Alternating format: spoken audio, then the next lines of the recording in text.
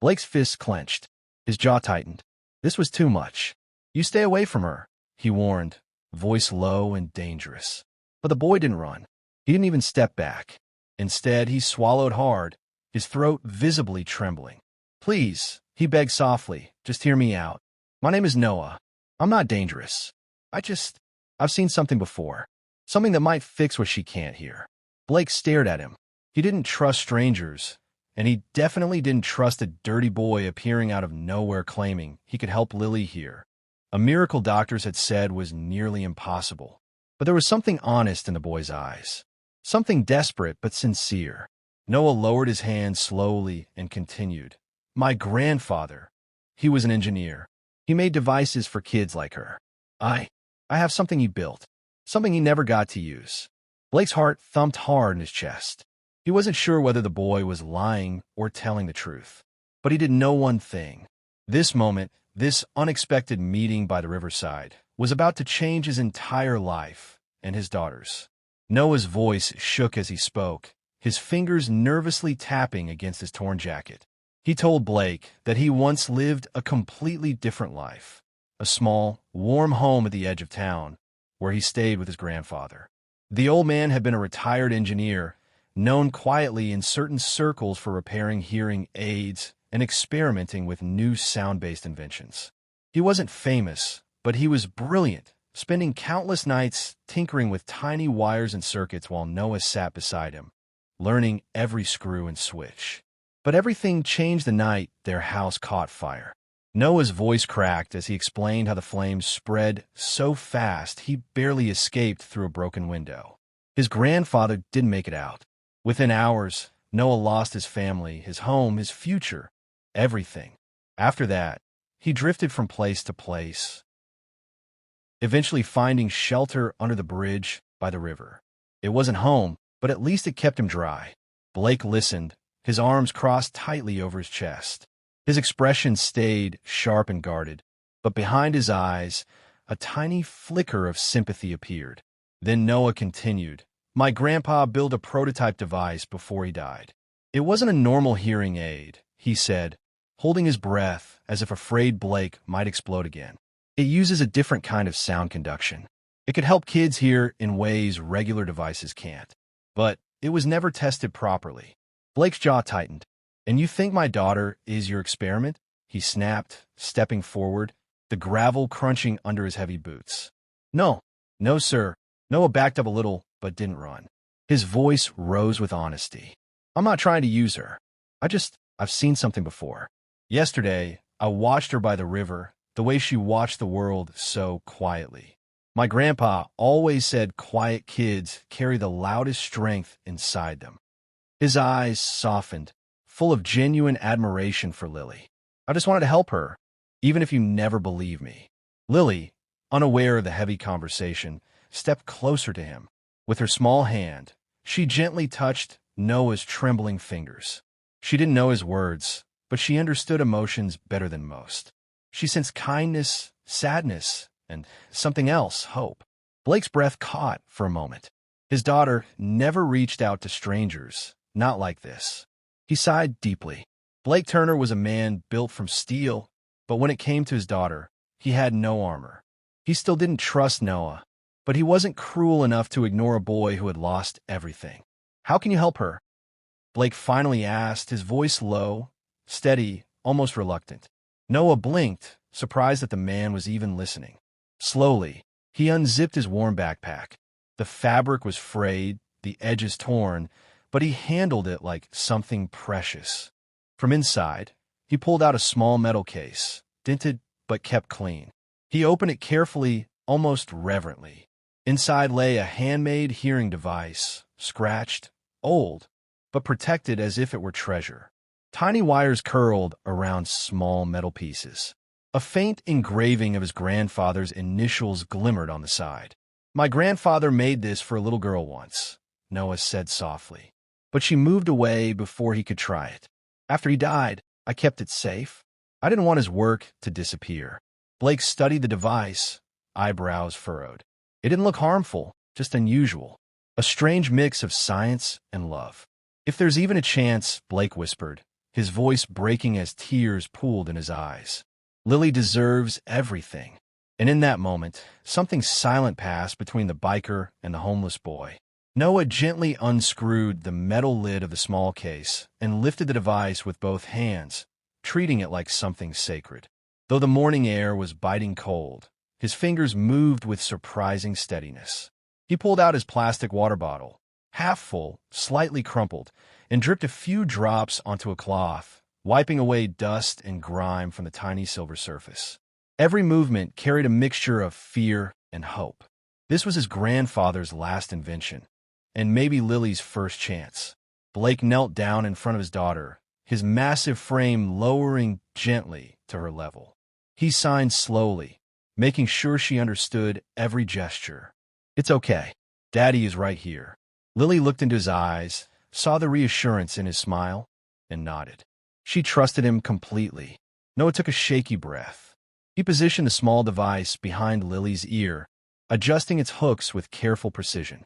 The cold metal touched her skin, and Lily shivered slightly, but she stayed still, her hands gripping the sleeves of Blake's jacket. Noah's thumb hovered over the tiny button at the device's side. "This is it," he whispered, more to himself than to anyone else. He pressed it. For a moment, nothing. No sound. No reaction. Just silence. The same silence Lily had lived in all her life. Blake's heart sank. His shoulders dropped, and a quiet ache washed over his face. He had dared to hope. Too much. Too fast. Maybe it was all a mistake. Maybe the device was just a relic of a dream that never worked. But then, a soft, almost fragile beat broke through the air. Lily's eyes widened instantly. Her pupils dilated. Her lips parted. She straightened her back and jerked slightly, as though something invisible had touched her for the very first time. She flinched, a tiny but unmistakable movement, as the world suddenly opened to her. Sound. Actual sound. Her first sound ever. Asterisk, asterisk. Noah swallowed hard, then clapped his hands softly. The sharp sound echoed in the quiet riverside. Lily gasped. Her head turned toward him with a suddenness that made Blake's breath catch in his throat. Her eyes darted, searching, understanding something entirely new. She heard it. For the first time, she heard something.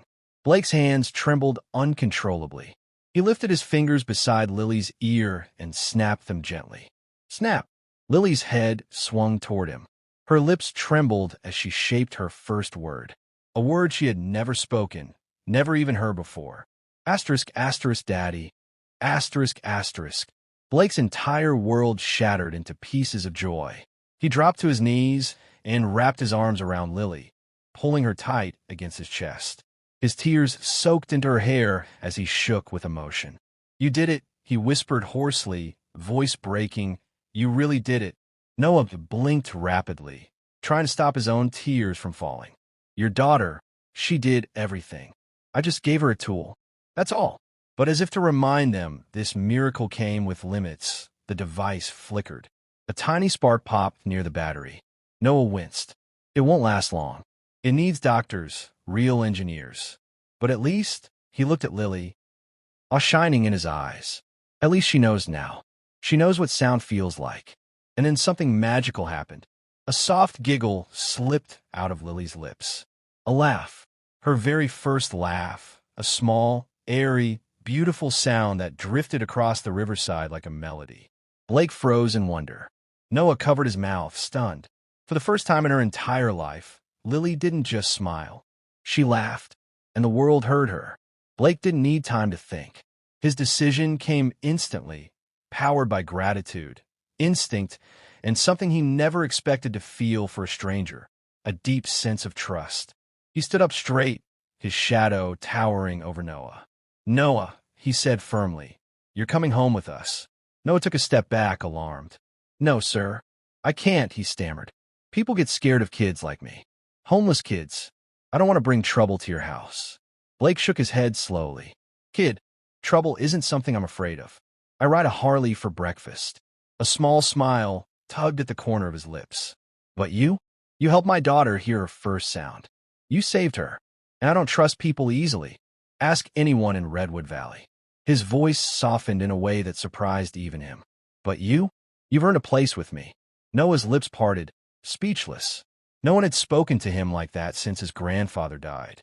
No one had offered him anything but suspicion. Blake held out his hand. Son, you're not staying under a bridge another night. Noah looked at Lily, still smiling, touching her ear, exploring the strange new world of sound. When she reached out and grabbed his hand, he felt something warm spark inside him. He nodded. Blake led them back to his home, a modest but warm biker-style house, decorated with leather jackets, old trophies, and photos of Lily. The moment they stepped inside, Blake's tough exterior softened again. You hungry? He asked. Noah hesitated, then whispered, a little. Blake opened the fridge. Good. Because you're eating properly tonight. He prepared a full plate, steaming rice, chicken, warm bread, and placed it in front of Noah. The boy stared at the food as if it were a miracle. He took the first bite slowly, then couldn't stop. Blake pretended not to notice the tears slipping down Noah's cheeks as he ate. Later, Blake showed him a small guest room. It had a simple bed, a window, and a clean blanket. Nothing fancy, but warm. Noah touched the pillow with trembling fingers. I haven't slept in a bed for months, he whispered. That ends today, Blake replied quietly. All evening, Lily stayed close to Noah, exploring sound with childlike wonder. Noah clapped, tapped his fingers, clicked his tongue, and made silly noises, laughing each time Lily reacted with surprise or joy. Her giggles filled the house, echoing like music, a sound Blake had never heard from her before. The next morning, Blake took Noah and Lily to the town's medical center. Doctors gathered around the prototype Noah carried. They inspected the wires, examined the design, and whispered to each other in excitement. This design, one specialist finally said, adjusting his glasses, it's brilliant. Primitive but brilliant. With proper tools, we can create a safe, modern version for Lily. Blake turned to Noah with astonished pride. You're the reason this is happening. Noah's throat tightened. For the first time since the fire took his grandfather, someone looked at him not as a homeless kid, but as someone who mattered. A smile crept onto his face, gentle, hopeful, and filled with something he hadn't felt in a long time. Home. A month later, the world looked completely different for the Turner family. Lily sat in the bright, clean room of the Redwood Valley Medical Center, her tiny legs dangling from the examination bed. She was nervous but excited. Her eyes sparkled with curiosity, her fingers tapping rhythmically against Blake's leather jacket sleeve. She had waited weeks for this moment. Noah stood beside her, wringing his hands anxiously. Even though the doctors had taken his grandfather's design and improved it, part of him still felt responsible. After all, none of this would have existed without the prototype he kept safely hidden in his backpack for so long. When the specialist finally entered with the new, medically approved device, he smiled warmly. Ready, little one? He asked. Lily nodded confidently. The doctor positioned the advanced hearing device behind her ear, adjusting it gently. Blake held his breath. Noah's heart pounded. The room fell silent. Then the doctor pressed the activation button. There was a soft chime. Lily blinked, once, twice, her eyes widening. And then she looked at her father with clarity she had never experienced before. Her lips quivered as she spoke, her voice fragile but full of wonder. Asterisk, asterisk, I can hear you, Daddy. Asterisk, asterisk. For a moment, the entire world seemed to freeze. Blake didn't cry the way he had before. This time, he laughed through his tears. He scooped her up into his arms, spinning her gently. His tough exterior shattered completely as he kissed her forehead again and again. You sound perfect, he whispered, voice thick with emotion. Noah stood there, unable to stop his tears. Lily reached for him next, wrapping her small arms around him. Noah, I can hear you too, she said softly. And right then, Noah knew he would never be alone again. Life changed quickly afterward. Blake did more than just offer Noah a room. He made him part of the family. He enrolled the boy in school and arranged for counseling to help him heal from the trauma of losing his grandfather and living on the streets. Slowly, Noah began to smile more, sleep better, and believe he deserved love. After school, Blake got him a small job at a motorcycle repair shop. The first time Noah picked up a screwdriver and started examining an engine, the mechanic stood speechless. His hands were precise, confident, like he was born to fix things. "He's a natural engineer," one of the workers said with admiration. "This kid's going places." And Lily? She adored her new brother. She followed him around, practicing new words, tapping rhythms, clapping, laughing, filling the house with more sound than Blake ever imagined possible. To her, Noah wasn't just the boy who helped her here. He was family. As weeks passed, the story spread across Redwood Valley. People talked about the day a silent girl heard the world for the first time, a moment no one would ever forget. But very few knew the truth behind the miracle. It didn't come from hospitals, expensive equipment, or pure luck.